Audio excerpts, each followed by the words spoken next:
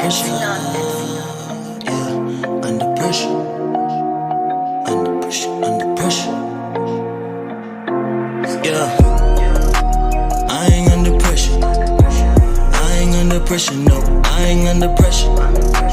Me under pressure, no way. Ay, I ain't under pressure, no. I ain't under pressure.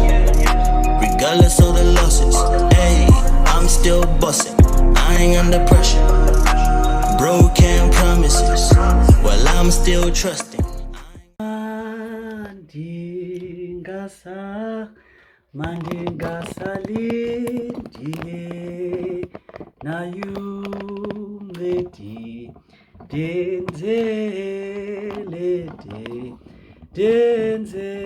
denzelunce tohongo kuhlala ana denzele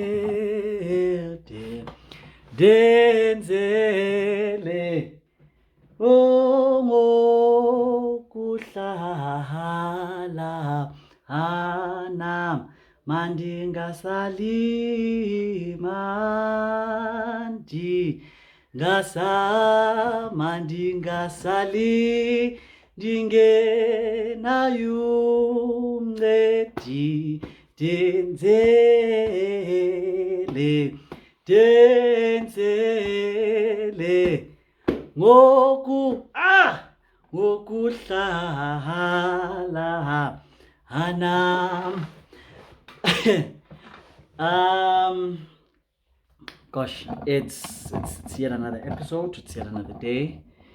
It's been a while. It's been what, about over a month since I posted something right here on YouTube. I posted something on my page, on my channel, and I come again with another episode. I come again with another installment of On the Regular. When I started actually this channel, the idea behind it was that we need to have conversations, right? Or rather, a topic needs to be put out there, a topic that a majority of people is afraid of putting to the table. You know, these are conversations in which we have in secret. These are conversations that we are afraid that when they see the light of day, we are going to get into trouble.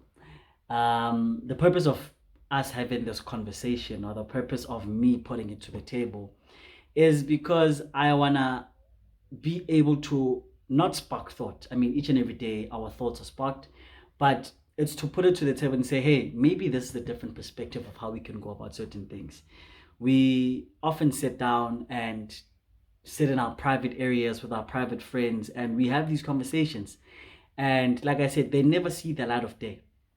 And because of that, our complaints and our concerns are then left there in that room, within that space, never to see light of day. Yet again, third time, I think I should have a light of day counter somewhere down here, but never to see the light of day.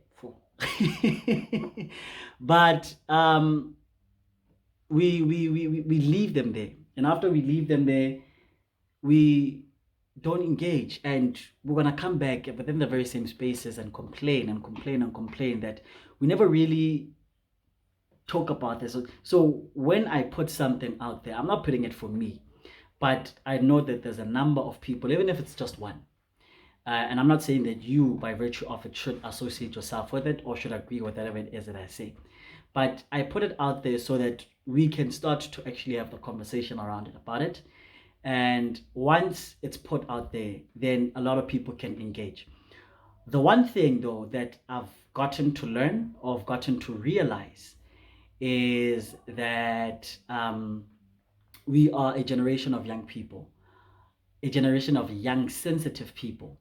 Because no matter how much we may say something, even if it has just an ounce or a granule of the truth, we then blow it out of proportion because, hi bo, ayenziwa lento, or hi bo, you don't say that, or bathomba mdimu. When guys, if we don't have these conversations, if we don't put it down to the table, if we don't channel ourselves and challenge ourselves to being out there, how are we then supposed to instill change? How are we then supposed to instill change if we are not willing to burn for it? So we need to actually sit down and have these conversations and be willing to die for the truth, if I may put it that way, because we are faced with so many injustices, and it's a pity that I have to call them injustices.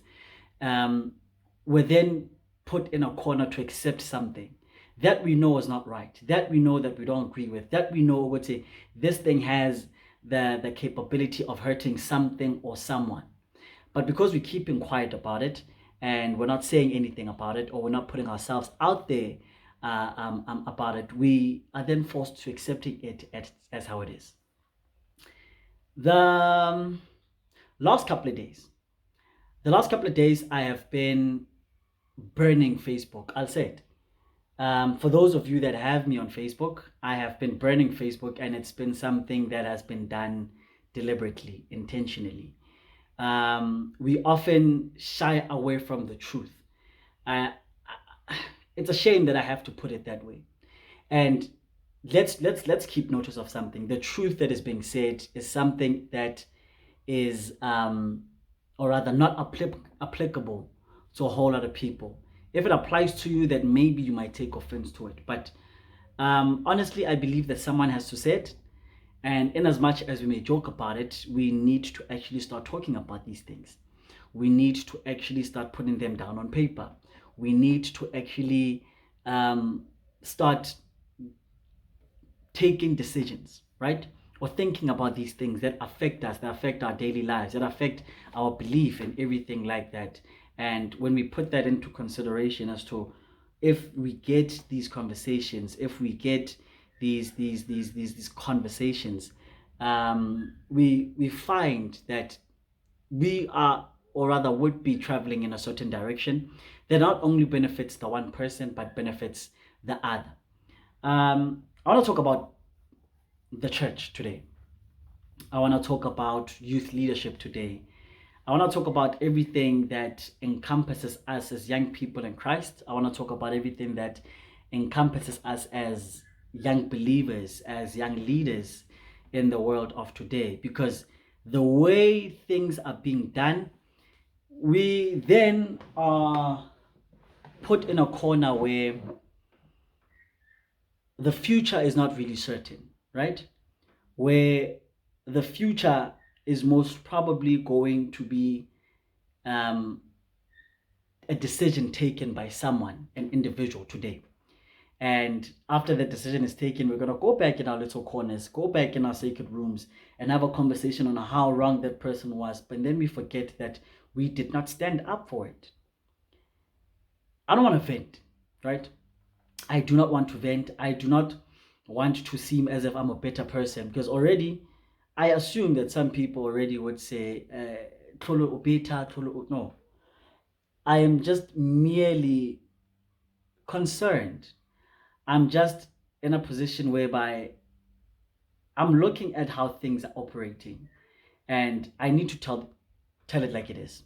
At times you just need to tell it like it is. At times you just need to put it out there and say, okay, this is what needs to happen. This is seemingly not right. This cannot work.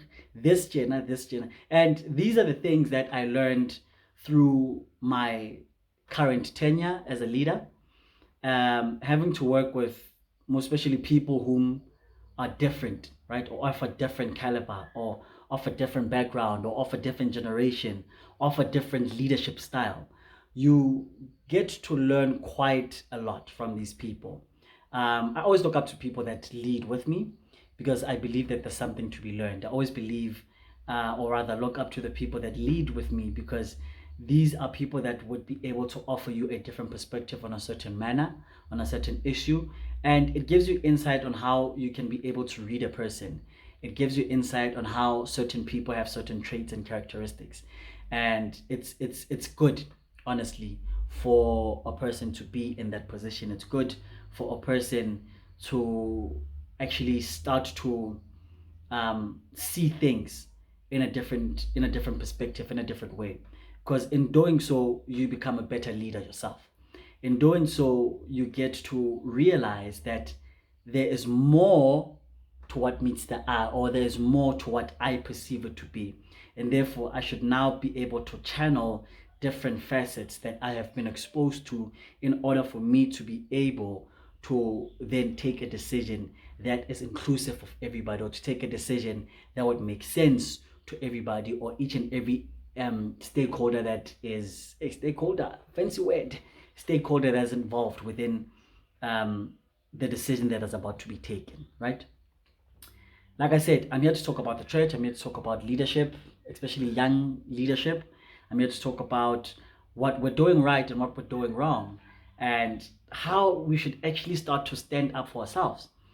To start it off, and I really want to remember a quote from one of the connectional leaders that I follow on WhatsApp. I have their number, and the status that they posted a couple of days ago rather got to me, and in doing so, I was stuck with it. This is what he said: that some people are only young in age, but their mentality when it comes to them being in leadership, even though this person is under 35, even though this person is considered as youth, but the way they go about things, it is not beneficial to the youth. It is beneficial but to the individual. It is beneficial to a motive that maybe is and I may be misquoting the person. If I am, I do apologize. It might be something that is a pushed agenda, right? That does not benefit young people, that does not benefit the youth, but it benefits those people of an older caliber. It benefits those people of a certain age, or a different generation, or a different agenda, or a different motive. And after that being said, that really stuck with me, because as young people within this very same church that we love, right, we often step back when a decision is being taken, right? We often step back when we don't like something, and the injustices that then follow around, the injustices that we then see, is something that it's something that we're going to go back in our very same corners and discuss. We're going to go back in our very same corners and talk about it. It's really sad, if I may put it that way, that we are a generation of people that are afraid of the truth. And I have to put it like that. There's a quote that says, what this generation tolerates, the next generation is going to embrace. And we are a generation that is embracing everything. When something is put to the table, instead of saying, guys, let's sit down and talk about it, we often want to keep quiet because we're afraid of being judged. We often want to keep quiet because we're afraid of being scolded. We often want to keep quiet because, hey, they're going to cancel me. Guys, there's nothing wrong with being canceled for something that you firmly believe in. I often say to people, especially Christians, you should be able to question your Christianity. You should be able to question your belief. You should be able to question your faith. Because you cannot be put into something. You cannot be pushed into something. And then they say, this is you. You have to believe it. This is God. God had a son, and the son walked on water. And yes, we're told that. We read that in our Bibles. But is it so wrong that you can't question what you believe in? Is it so wrong that you can't put it to the table and dissect it and want to understand actually as actually what are we dealing with here? Are we dealing with something that is selling a certain narrative? Are we dealing with something that benefits a certain group of people? Are we dealing with something that is only here to enslave us, as many people say? But we never really take time to question these things. We never really take time to question certain people. We never really take time to put it to the table that we are supposed to be guys, this is one generation that is very vocal about anything. But within us being very vocal about anything, we are afraid of speaking the ultimate truth. We are afraid of putting it out there because one smaller nyana comment that a person might do or say or post, it might then mean it's the end of us. How vocal are we? I mean, we're out there on Facebook, on Twitter, on Instagram, on WhatsApp, posting funny stuff because we want the approval of people actually laughing at our humor. But when it comes to certain things, we have to take a decision. I'm just going to step back. I'm fight like him. Hey, Pumani Ndabeni Zabantu. Aren't we supposed to be discussing that? As the future society, as the future parents, as someone had said, we are the future parents, we are the future leaders, we are the future presidents. That one day we're going to be having kids that are going to look up to us and say, these are the adults. But these are the adults that would be afraid to be cancelled over the truth. And now it seems as if you're speaking the truth, or if you're speaking an ounce or granule of what may seem or deemed to be the truth, you are then a black sheep of the community. You cannot speak the truth. You cannot say that. But how can you say that? That is offensive. But how can you do that? No, you're insulting people. How are we insulting people when just a thought is sparked? How are we insulting people when we actually need to have real conversations about these things? No, guys, we are supposed to have these conversations. We're supposed to sit each other down and say, hey guys, but let's really talk about this, man. Let's really put it to the table and dissect it and see how best we can do certain things. So youth leadership, honestly, is something that needs to change in my eye. I see it all the time. We have meetings. We have meetings. We have general meetings. We have AGMs. We have council meetings. And you find that young people that have been entrusted with decision makings, they never really raise their hands and they're quiet. It begs the question as to whether are you quiet because you agreeing with what's being said, or are you quiet because you have no idea of what's being said? Or are you quiet because you are afraid that what you feel inside, because everything that is being said in these meetings has an effect on the person that is participating in the meeting, that is listening to what is happening. And when a person stands up on multiple occasions on one point, creating dialogue, we then become annoyed because this person is taking over. This person is standing for what they believe is right. And if you could stand, maybe you may come up with the solution that everybody needs. But then it needs to pass to another person. That person has to stand up and a dialogue needs to be created in order to reach a decision in which you had long ago thought about. So are you quiet in these meetings because you have no idea of what's being said, or you're afraid of being scolded? I see it all the time. And it's a concern that we are afraid of how people see us and what people think of us. And we forget that that is something that's most probably not going to kill you. But instead, we're looking to have our dopamine hormone, insulated within our bodies. We're hoping to have this satisfaction that, yeah, people agree with me, people like what I said. That's why I said, guys, I did it intentionally that I wanted to shake up Facebook, because I wanted to see how we react to it. I wanted to see how, when you're given an ounce of what may be deemed as the truth, how you're going to take it.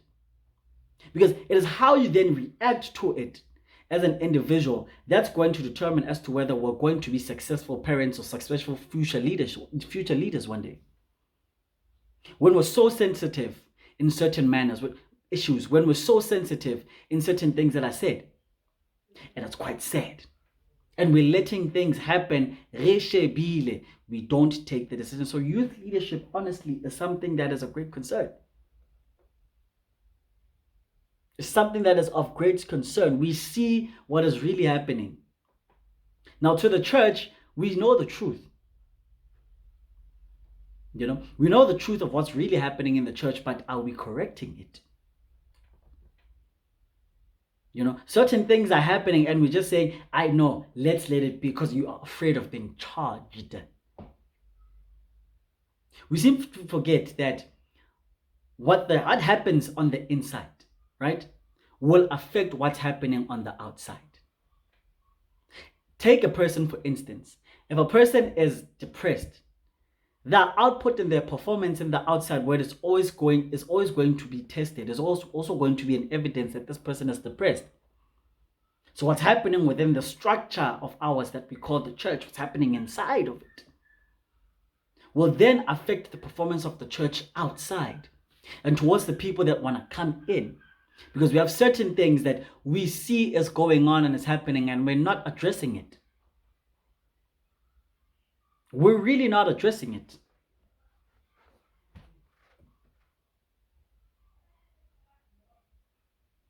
And why are we not addressing it? Yet we have these conversations, Joe, Libono 1, 2, and 3. That is not right. When the platform is presented, or rather has been presented, we don't talk about it. Why?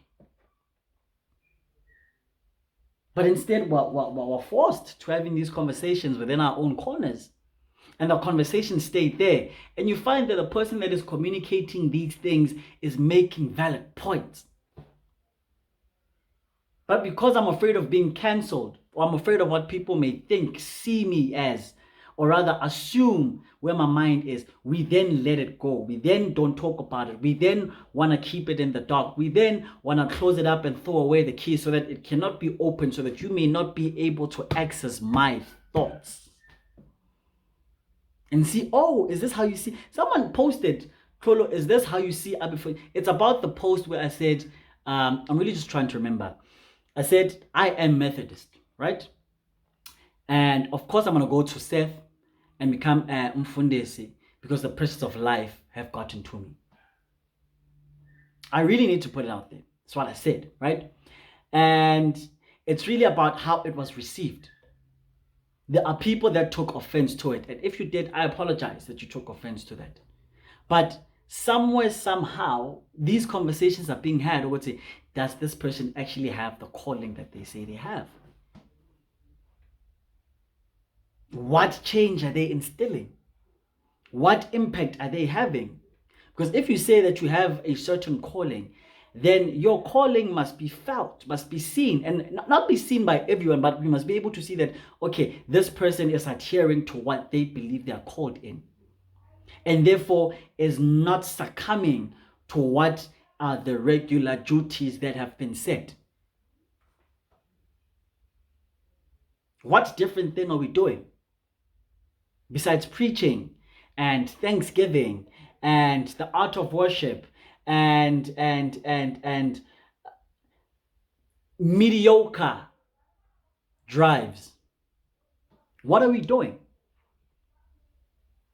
What really are we doing? Because you look at the programs that are being said, it's the same things over and over and over and over and over and over again.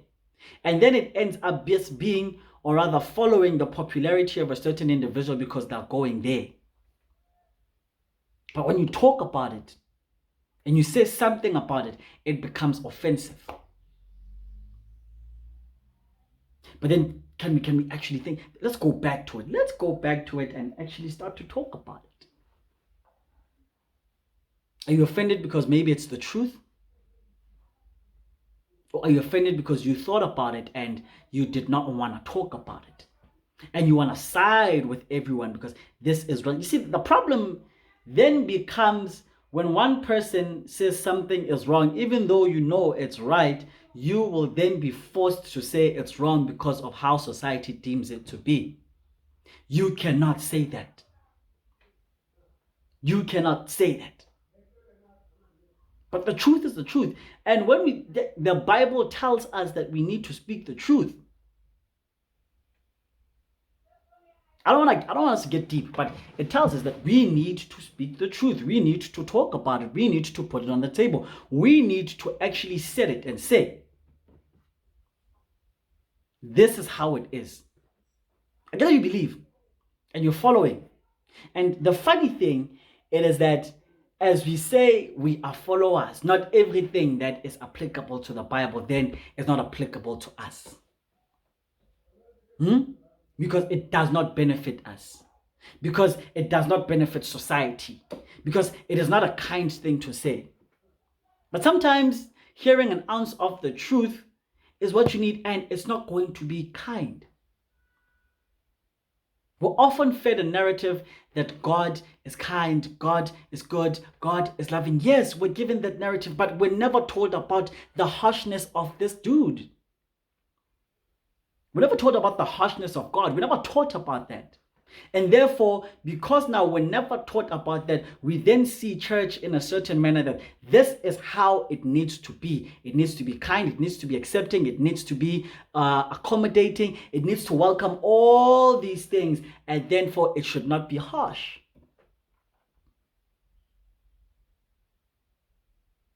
What are we then saying? What are we then saying? What are we then believing in if we are looking to the good side of God and we're not talking about the harshness of it? There was an evangelist 2 years ago, if not last year, that visited a circuit in my area. And he said there's a difference between an evangelist and a reverend. And after hearing him give me, or rather give us, or give the group of people the definition, or rather the difference between the two, I was like, we need more evangelists that are actually evangelical. Is that such a word? I don't know if it's such a word. But we actually need more of those people, because we then need to see the world for what it is, not for what it is perceived or sold to us as is. Because we often go to church. We go to church because we want to be motivated. The moment an ounce of the truth is spoken, we are afraid and I will no longer follow that person because it is not what we want to hear. It is not what we need to hear. I don't need to hear that. This is what he said.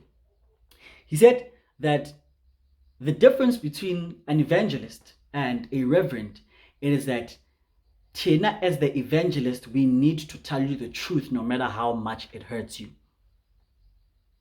That's evangelism. It's an order of the evangelist. I need to tell you guys the truth for what it is and for what the world is, so that you can repent and go to God. When you get there, the reverend will then tell you the goodness of God. That is how we're able to balance this equation. But the equation is never really balanced because we're never really told the truth. We're never really given a platform to say, this is right, this is wrong, this must be done, this not must be. We're always saying we are accepting, we are accommodating, we're doing this, we're doing that. And I know that right now as I'm talking or saying this, there's a certain group that might think that I'm attacking them. I'm not attacking you guys. I'm just merely talking about everything. Just merely talking about everything. So we therefore look to it, and we really need to find if we had gotten an ounce of the truth, honestly, on a regular basis, we would be able to discern what is good and what is wrong. We don't know the harshness of God. And that is what we're being given as people who attend the church. We're never really given the harshness of God, and that is what we need. That is what we should be getting. The truth for what it is, no matter how it is. And I know that times do change. I'm aware that things hanako into air, we need to adapt to how the world is, to how the world is changing, to how the world is evolving. But we also need to keep the recollection of what things are actually like, how things used to be. And if this change or this evolving that is happening, if it's rather good, if it's rather going to benefit, if it's rather the step in the right direction. Because at times we may assume that something is the step in the right direction, not knowing that the decision we take today, we're going to have to live through the consequences of it tomorrow. We're living through the consequence of it. We're living through what was taken as a decision, or rather as was a right decision a couple of years ago as the church. And therefore today we then get to suffer the consequences of it because we never really thought about them. And then when we look to it, we then are not accepting of what's being said. We are afraid of that. And then now certain imbalances that are happening, us not hearing enough of what we need to hear, and us hearing more than enough of what we want to hear, creates an imbalance of things. And once there's an imbalance of things, it's going to affect how we then move forward as a church and as a group of people. Right? It then affects to how we then do certain things. It then affects us in the future because the decisions that we take now, today, then have a capability of affecting us tomorrow. But we never really think of that. Young people should actually now start to think about each and every decision that we take, because this is something, guys. This is something that we need to learn more of, if I can say that, or to be more, because we claim that we're woke, right? But is being woke really helpful to us? Or is being woke really helpful to a certain group of individuals? We're woke. We claim that we're woke. We claim that we see things in a different manner. We claim that certain things are like this. But is this wokeness really working for us? Is it? The 20% that is representing the youth, is it there to actually represent the youth? Is it there to actually push the agenda of the youth and not the agenda of a certain individual? Is it there? We really need to think about certain things, man. My concern is with young leaders. My concern is us being able to not be afraid of a little fire. Because what if the fire that has been sparked was only sparked on a matchstick, and it's something that can just be easily blown out? But because it's fire and there's heat that's generated, and there seems to be a little bit of smaller nyana light that is there, we are then say, look to that. We then say, look to that. So my whole thing is, we need to be able to sit down and actually think about these things. We need to be able to actually look at them and see how they can play out. Because honestly, guys, we are not doing justice to ourselves. This is just me talking. Hence why I said that sometimes I lit Facebook on purpose, just to see the reaction of people.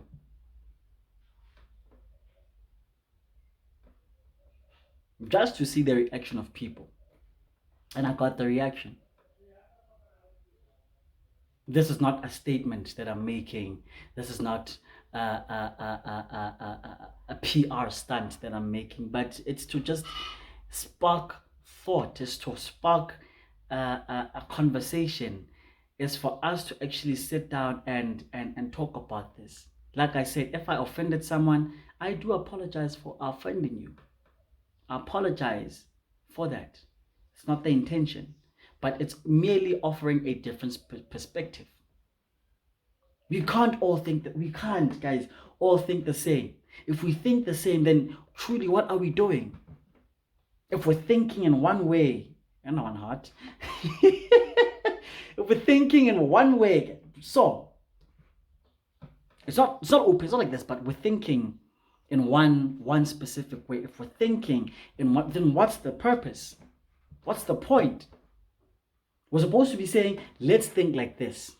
Let's see things in certain, because these conversations that we're having in our corners allow us to think like this, but then when we're in public, we then bring it down to this.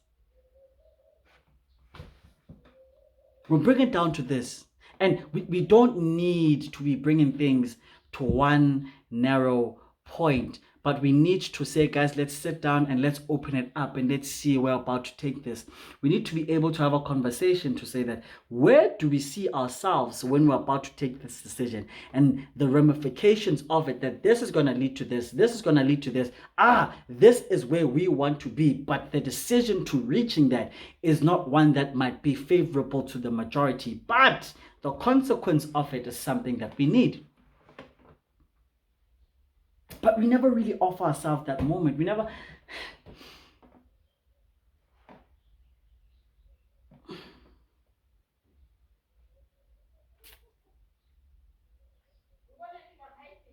You fail. I'm out here answering someone on the outside, but we really need to do things differently, man. My concern is with the young people, especially the young people in the church. We're just letting a whole lot of things fly over our heads, and we're fine with that. And once the consequences of it then come to play, we then start to complain.